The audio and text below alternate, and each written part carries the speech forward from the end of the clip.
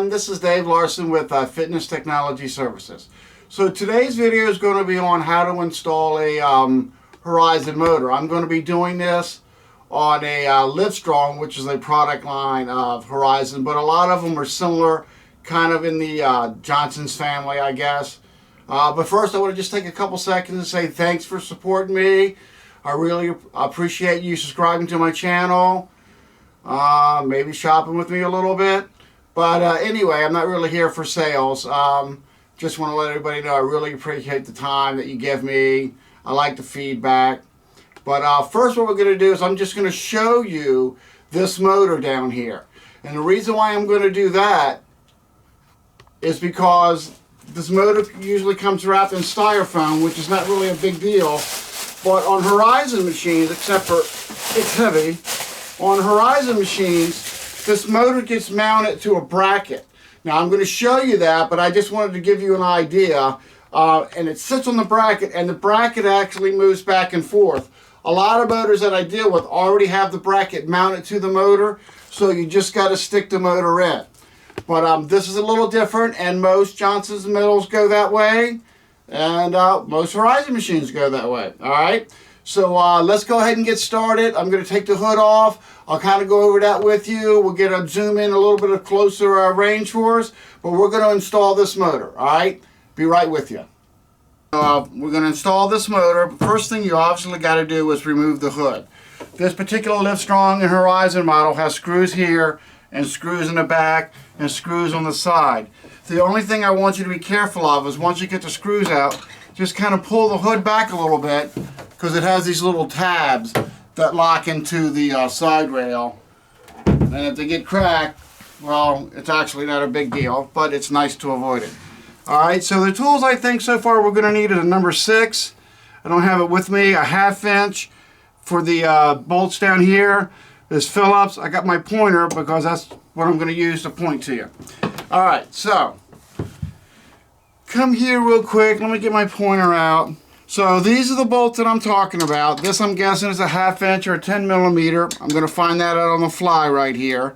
You need a 10 millimeter to adjust these bolts here, because this adjusts how far back your motor goes and whether or not your motor sits in straight. And then for some reason on this particular Livestrong machine, Horizon machine, the 2 bolts back here are actually screws, and they're Allen heads. So more than likely they're a number 6. I do have that. Alright. So the first thing we're going to do here.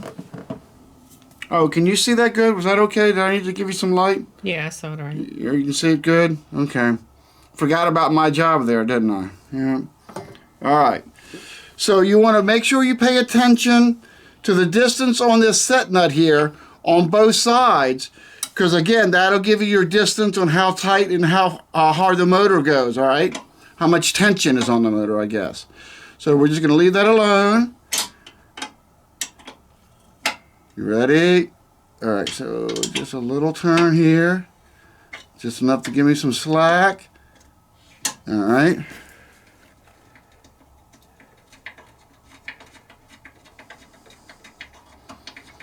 So just enough, because the hole that it's mounted to is threaded, and it has the bracket stay there. This side, there's not a hole in it, so this is just your distance side.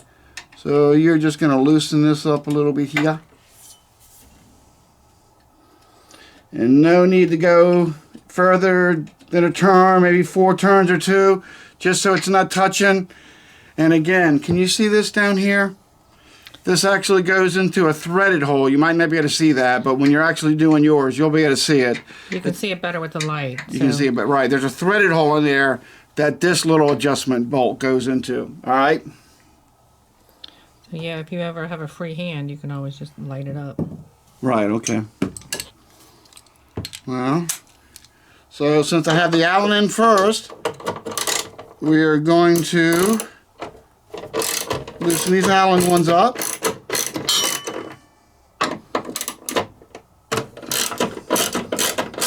Since I'm not really sure, I'm going to go ahead and take them off completely. That way I know they're out of my way.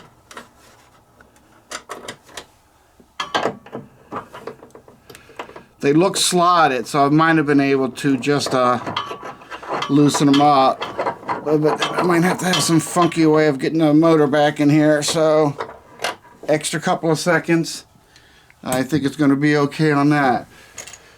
Alright, so I didn't prep up for the next one. Let's see what we need. 9/16, my guess is that's going to be too big.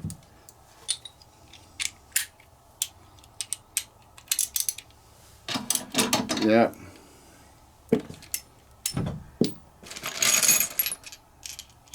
Pause the tape for a second, or I'll keep going to just skip this part. Yeah. They need to watch me dig through my bag. This is what I thought it originally, 1/2 inch, and yeah, all right. So you ready? Mm-hmm. So we'll continue on here. These here are 1/2 inch.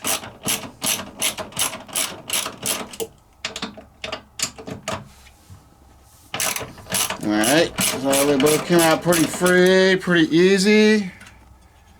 Yeah.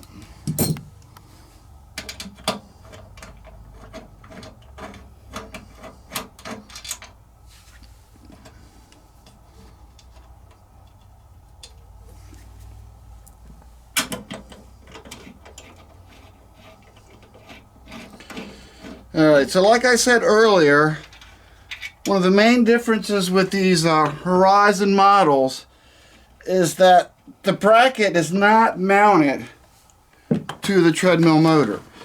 So you're going to have to pick this up like this, and their motors are pretty heavy. So, and I'm pretty old, so there's a nice little struggle. There we go.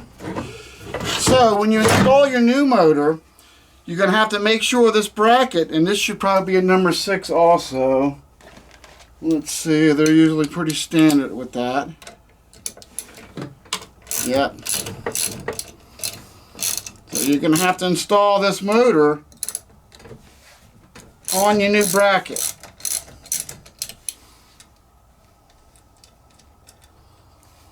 Alright. Alright. So we're going to have to follow this down here. We're going to have to remove this ground wire. It's got like a ground wire terminal. I'm not actually going to do that. You're just going to loosen those nuts up. Tighten those nuts down there. Of course, you would remove the red and black wire from the controller. Put those back where you got them. If not, the motor will run backwards. So just reverse the polarity. Won't blow your machine up, but for goodness sakes, it's better. So we're going to have to pry this off of here. Not too hard, but this is what doesn't come with the motor. This is what I was showing you on the other motor. So there's nothing actually wrong with this motor. I'm just doing a video to describe to you how to do it. So you're going to have to put, whether you put your old motor back in like I'm going to do, or new motor, you'll have to reinstall the bracket.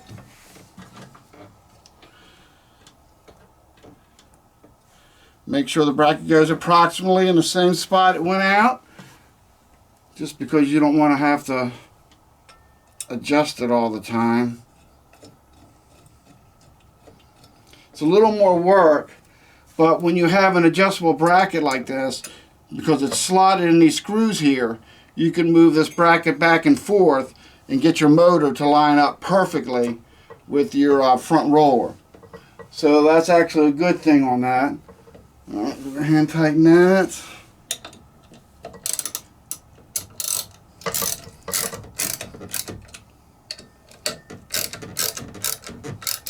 Alright, again, number 6. So I paid attention when I took it off. This was lined up right with the silver cap of the actual motor itself. So I'm pretty sure I got it back in the same spot, or at least darn close. So I'm going to flip it over here. Yours may be a new motor. You want to install your new motor.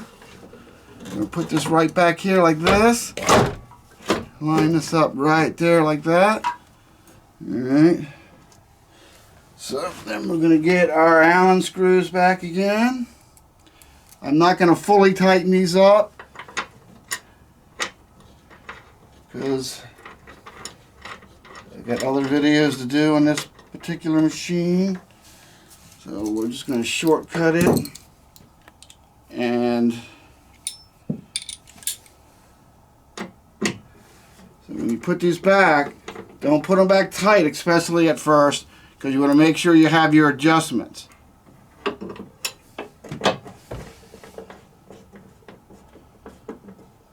Alright. So put the nuts on very loosely. So my motor's hooked back up. But really the only difference between this and a lot of other machines that I deal with, it just doesn't come with a bracket. So I guess that's got its good points and bad points, because it makes you do about 10 more minutes worth of work. But it makes it a lot more accurate when you're trying to balance it in. Alright, so we're going to push the motor up a little bit, as far as we can. Put the belt on. I'm going to put it on the motor side first. And I'm just going to roll it on. Just like so. Get it a little straighter. It's not really a video about the motor belt. I'm going to be doing one of them, I guess. That looks pretty good right there. Yeah, I'd like to make sure it's staying pretty straight. Alright, so that's what's good, that we didn't mess this up too much. Just a thread or two, just to get it to loosen up. I'm going to get this back in here.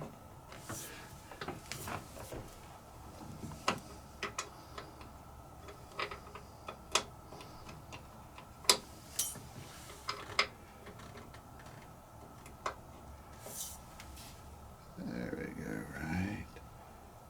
Come on, baby. Right there. So if I can, I always like everything to go in a turn or two by hand, so I know I'm not messing anything up. So we're going to take this back. We knew we loosened this a little bit, so I'm just going to go forward a little bit. And I'm going to attempt to tighten this back.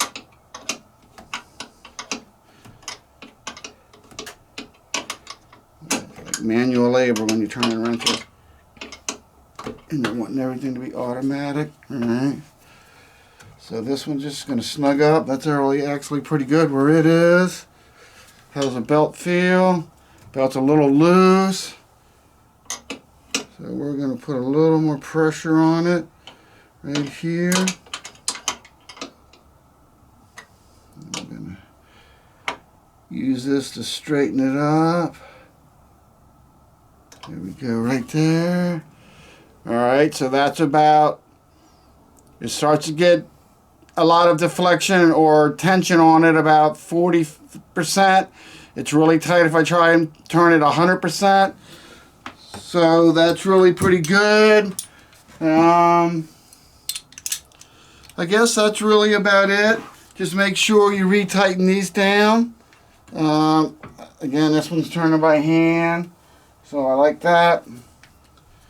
We'll take this in here like this, and I'll just snug it up some.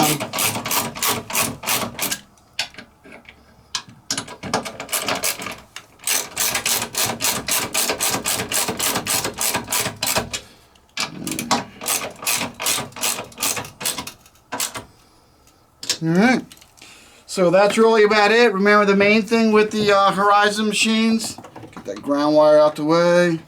Yes, my ground lug's broke, but anyway, belt looks like it's nice and straight, not wobbling off one way or the other. So I think that's it for this video. Look forward to doing some more videos with you. Check my tension, turn that one more turn by hand. Okay, alright, so that's it for this one. Get another video out to you very shortly. Thanks a lot for viewing.